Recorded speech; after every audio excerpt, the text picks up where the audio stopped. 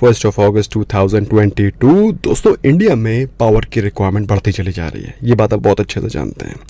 India में crude की requirement बढ़ती चली जा रही है। इंडिया में रिसोर्सेज बहुत ही लिमिटेड हैं। ये बात भी आप अच्छे से जानते हैं। In fact 70% of our crude oil requirement is made through imports. मतलब हमारी जितनी भी रिक्वायरमेंट है क्रूड ऑयल की 70% इंपोर्ट होकर के आता है, बाहर से आयात होकर के आता है। इसका मतलब क्या है? इसका मतलब यह है दोस्तों कि इंडिया बहुत ही एग्रेसिवली एक ऐसे एनर्जी रिसोर्स के बारे में सोच रही है, प्लान कर रही है, जिसको कि इंडिया में प्रोड्यूस किया जा सके, साथ में वो रीन्यूएबल एनर्जी भी हो। ऐसी कोई भी कंपनी, ऐसा कोई भी स्टॉक जो ये इस नेशनल एम को अलाइन करके इस तरफ काम कर सकेगा, वो कंपनी, वो स्टॉक आने वाले समय का हीरो होगा। नॉट ओनली इन इंडिया बल्कि दुनिया में कई सारी ऐसी कंट्रीज है जो इस तरह के ऑल्टरनेटिव्स को ढूंढ रही हैं। तो दोस्तों, ऐसे ही एक स्टॉक के बारे में बातचीत करेंगे जो कि आने वाले समय का हीरो हो सकता है। बहुत ही जबरदस्त वीडियो है, बहुत ही जबरदस्त इंफॉर्मेशन भी है। सब्सक्राइबर्स के बाद में दोस्तों हम लोग एक सीरीज स्टार्ट करेंगे। Firstly for cash trading and thereafter for option trading, option buying and option selling both. So immediately subscribe करें दोस्तों, इन वीडियोस को चेकआउट करें। बहुत ही इंफॉर्मेटिव वीडियोस हैं और आपको इस प्रकार के इंफॉर्मेटिव वीडियोस आगे भी मिलते रहेंगे। So let's go. दोस्तों, जिस कंपनी का जो एम है वही हाई होता है, तो ऑफ कोर्स जो कंपनी के प्लान्स होते हैं, जो कंपनी के एक्शन होते हैं, उसके प्रकार से ही अलाइन होते चले जाते हैं।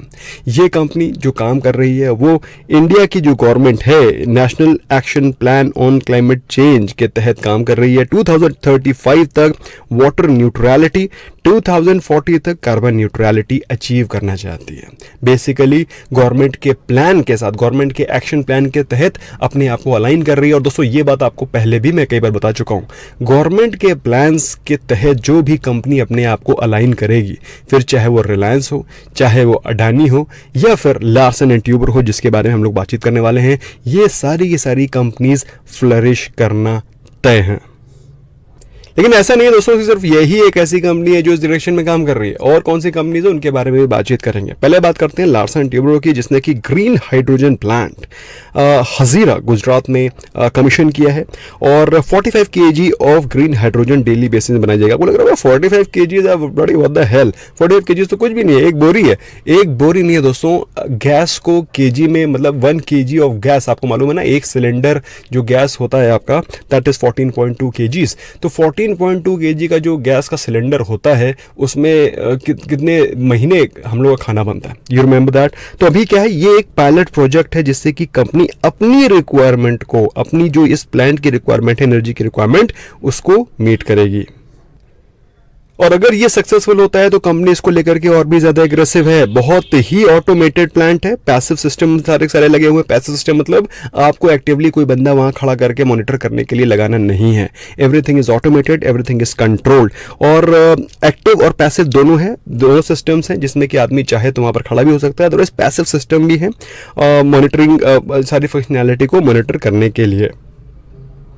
इंटीग्रेटेड डाटा एनालिटिक्स भी है, जो कि ओवरऑल परफॉर्मेंस को दोस्तों, जब जो ये हाइड्रोजन मैन्युफैक्चरिंग होती है उसमें दो मेन कंपोनेंट होते हैं। स्टील की बेसिकली मेटालिक रॉड्स होती हैं, और होता है इलेक्ट्रोलाइजर जो कि ऐसे भरा होता है। ओके, अब क्या होता है, इलेक्ट्रोलाइजर्स के थ्रू ही हाइड्रोजन गैस का प्रोडक्शन शुरू होता है। ओके, इसी से हाइड्रोजन गैस एमिट होती है, हाइड्रोजन गैस निकलती है, उसको फिर कूलीफाई करते हैं, कूलीफाई करके प्रेशराइज करके उसको गाड़ी में भेज देते हैं भर के।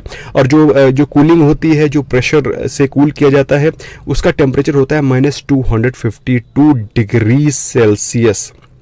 मतलब -252 होता है, मतलब कितना इंटेंस कूलिंग की रिक्वायरमेंट होती है, तब वो गैस जाकर के सॉलिडिफाई हो पाती है या फिर लिक्विफाई हो पाती है।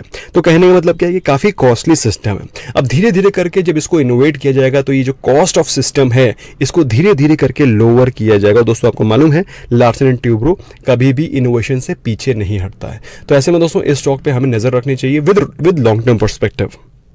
अब आपको क्वेश्चन होगा कि सर ये तो बहुत ही नेसेंट स्टेज में है, अभी हम लोग इसमें क्यों जबरदस्ती इन्वेस्टमेंट करें, उससे अच्छे हमारे पास स्टॉक है डीमार्ट वहाँ पे ले लेते हैं, एचयूएल ले लेते हैं, सस्ते सस्ते है ना, मतलब अच्छा खासा asset light model business model वहाँ ले लेते हैं, जोमेटो ले लेते हैं। लेकिन दोस्तों आपको ये ध्यान रखना है कि आपके फ्यूचर क्या है, व्हाट इज़ योर फ्यूचर। दोस्तों अभी जो इंडिया की करंट एनर्जी रिक्वायरमेंट है दैट इज़ $160 बिलियन, और ऐसा माना जा रहा है कि जो कोल और ऑयल की डिपेंडेंसी है वो 2 से 3 गुना बढ़ने वाली है आने वाले समय में। और इसको हटा भी दें तो भी हमें ग्रीन हाइड्रोजन की रिक्वायरमेंट होती है रिफाइनर्स में, इसके अलावा 15% की रिक्वायरमेंट फर्टिलाइजर सेक्टर में है। तो बेसिकली ग्रीन हाइड्रोजन की रिक्वायरमेंट तो है ही, साथ में ये रिक्वायरमेंट भी आगे बढ़ती चली जाएगी। सो ओवरऑल अगर आप देखें जो सिस्टम बैठ रहा है, इन सभी चीज़ों को ध्यान में रखते हुए हमें we have to remain bullish on energy sector and specially on that renewable energy. इसीलिए दोस्तों अडानी ग्रीन वगैरह में आपको अच्छी खासी तेज़ी दिखाई पड़ रही है। कुछ चैलेंजेस भी हैं दोस्तों, ऐसा नहीं है कि बिल्कुल स्मूथ सेल है। जैसे कि मैंने आपको बताया कि कॉस्ट काफ़ी ज़्यादा होती है, 252 डिग्री सेल्सियस का रिक्वायरमेंट होता है बिफोर ट्रांसपोर्टेशन। इसके अलावा अभी प्रेशियस मेटल्स का जो रिक्वायरमेंट होता है, जो मैंने आपको बताया, जो मेटल ऐसे इलेक्ट्रोलाइजर के अंदर डिप रहते हैं, उन मेटल्स की कॉस्ट बहुत ज़्यादा है। और इसके अलावा इलेक्ट्रोलाइजर की कॉस्ट ज़्यादा है, प्लांट की कॉस्ट ज़्यादा है। अभी नया अभी नई टेक्नोलॉजी और रिफाइन होने में थोड़ा सा समय भी लग सकता है। इन सभी चीज़ों को मद्देनजर रखते हुए थोड़ा सा चैलेंजेस हैं, बट चैलेंजेस तो हर चीज़ में है दुनिया में। But in due course of time जब रिक्वायरमेंट होती है, necessity is the mother of invention. दोस्तों जब ज़रूरत पड़ेगी तो इन्वेंशंस होंगे। दोस्तों अगर हम लोग लार्सन के फंडामेंटल्स के बारे में बात करें, कुछ इंपॉर्टेंट चीज़ें हैं जो कि आपको पता होनी चाहिए। बड़े बड़े दिग्गज इन्वेस्टर्स, गवर्नमेंट ऑफ सिंगापुर में भी इसमें इन्वेस्टमेंट कर रखा है। LIC का 12.5% का स्टेक है इस कंपनी में। FIAs ने अपनी होल्डिंग को रिड्यूस किया है, म्यूचुअल फंड ने DIAs ने अपनी होल्डिंग्स को बढ़ाया है from 17.67% to now 18.25%। Technical chart पे भी बातचीत होगी, पहले बात कर लेते हैं कंप्लीट फंडामेंटल्स की। कोई भी प्रोमोटर होल्डिंग प्लेज नहीं है, लिहाजा प्रोमोटर होल्डिंग है नहीं, बहुत पुरानी कंपनी है। सभी जो स्टेक है वो FIAs, DIAs और जो इंडिविजुअल इन्वेस्टर्स हैं उनके पास हैं। Return on equity is close to 10%, return on capital employed is close to 11%। Free cash flow, heavy free cash flow generate करने वाली कंपनी है, बहुत पुरानी कंपनी दोस्तों। और अपने टारगेट्स को ड्यू टाइम में अचीव करने के लिए जाने वाली कंपनी है। अपने टारगेट्स को बिल्कुल टाइमलाइन में मीट करती है और अपने प्रोजेक्ट्स को टाइम से कंप्लीट करती है। यही रीज़न है दोस्तों कि एक ट्रस्ट फैक्टर है लार्सन एंड ट्यूब्रो में, और लार्सन एंड ट्यूब्रो हो सकता है आपको शॉर्ट टर्म में ज़्यादा बेहतर रिटर्न ना दे।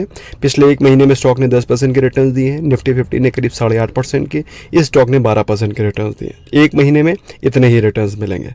पिछले 1 साल के बारे में बात करें, 19% के रिटर्न है। 19% के रिटर्न 1 साल में कम नहीं होते दोस्तों। म्यूचुअल फंड में आप किसी में भी इन्वेस्टमेंट करेंगे आपको 12, 13, 14, 15% के रिटर्न मिलेंगे, और उसमें भी एक्सपेंस रेशियो साथ में। और ये आपको डिविडेंड भी देगा, बोनस भी देगा, साथ में आपको ग्रोथ भी देगा, 18% के रिटर्न्स। पिछले 3 साल के बारे में बात करें तो stock is given massive 43% returns, जो कि निफ्टी 50 के कंपैरिजन में थोड़ा सा कम है, सेक्टर के कंपैरिजन में कम है, लेकिन लॉन्ग टर्म में बेहतरीन consistent returns along with dividend company देगी।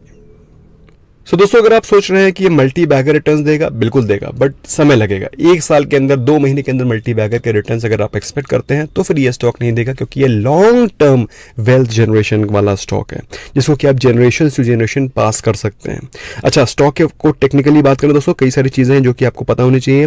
दोस्तों अगर आप बॉलिंजर बैंड को जानते हैं, बॉलिंजर बैंड नहीं जानते हैं, तो उसका एक separate video blue SG trading channel पे, तो उसको भी अगर इस वीडियो में 5000 लाइक आते हैं मिनिमम, तो will incorporate the video probably today only. सो जो बॉलिंजर बैंड को देखें दोस्तों, तो बॉलिंजर बैंड में कई सारी चीज़ें होती है जो कि आपको देखनी होती है। प्रेजेंटली स्टॉक पहले माइल्डली बुलिश था, अभी एक्सट्रीम बुलिश रेंज में पहुंचता हुआ दिखाई पड़ रहा है। और पहुंचा कब है? 8 अगस्त को। तो दोस्तों यहाँ पर स्टॉक बुलिश रेंज में पहुंच चुका है। MACD भी माइल्डली बुलिश से बुलिश हो गया। दोस्तों MACD में क्या चीज़ें होती हैं, आपको सिर्फ क्रॉसओवर देखते हैं, MACD में कुछ और भी चीज़ें होती हैं जो कि आपको देखनी चाहिए। तो उसका वीडियो WSG ट्रेडिंग चैनल में है, मस्ट वॉच। फिलहाल प्राइस एक्शन के बारे में बात करें, स्टॉक का एक रेजिस्टेंस था 1850 का। 1850 का स्टॉक का एक रेजिस्टेंस था, जहां पे स्टॉक थोड़ा सा रेजिस्टेंस फेस कर रहा था। उसके बाद स्टॉक ने अपने इस लेवल को रिट्रेस भी किया और अभी स्टॉक ने फिर से तेजी पकड़ना शुरू किया है। प्रेजेंटली स्टॉक ट्रेड कर रहा है 1936 के प्राइस पे। जहां तक मुझे लगता है दोस्तों, ये स्टॉक रुकने वाला नहीं है। This stock is not going to stop. Long term के लिए बेहतरीन स्टॉक है। बाई चांस स्टॉक में गिरावट आती है और स्टॉक 1800 से 1850 की रेंज में फिर से मिल पाता है। इन केस इस रेंज पे मिलता है, डू नॉट मिस आउट। इस रेंज पे एक्यूमुलेशन करने की की अपॉर्चुनिटी मिस मत करना दोस्तों। ये स्टॉक अपने हाइज 2100 के लेवल्स को बहुत ही जल्दी अचीव करने वाला है विद इन 2-3 मंथ्स। दिवाली तक ये 2100 तो डेफिनेटली टच कर जाना चाहिए, ऐसा मेरा मानना है। सो आप भी ऐसा ही कर सकते हैं। आप चाहे तो इन्वेस्टमेंट कर सकते हैं, फाइनेंशियल एडवाइजर से पूछें, फ्रेंड से डिस्कस करें, अपनी रिसर्च करें, उसके बाद ही इन्वेस्टमेंट करें। अच्छा, स्टॉक के बारे में, एक्यूमुलेशन के बारे में बात करें तो लास्ट ट्रेडिंग सेशन में जितनी भी ट्रेडिंग हुई है यहाँ पर ट्रेडिंग हुई है, जितनी उतनी दी हुई है ट्रेडिंग वॉल्यूम्स, तो जितने भी शेयर ट्रेड हुए हैं उसके 60% शेयर की डिलीवरी भी हुई है। मतलब इतने परसेंट लोग स्टॉक को वापस अपने डीमैट अकाउंट में लेकर के गए। सो ओवरऑल स्टॉक में एक्यूमुलेशन भी चल रहा है, ओवरऑल स्टॉक के फंडामेंटल्स भी स्ट्रांग हैं और चीज़ें भी धीरे धीरे और भी इन्हांस हो रही हैं। लॉन्ग टर्म के लिए बेहतरीन स्टॉक है, स्टडी करें, इन्वेस्ट करें। Thank you so very much, bye bye for now.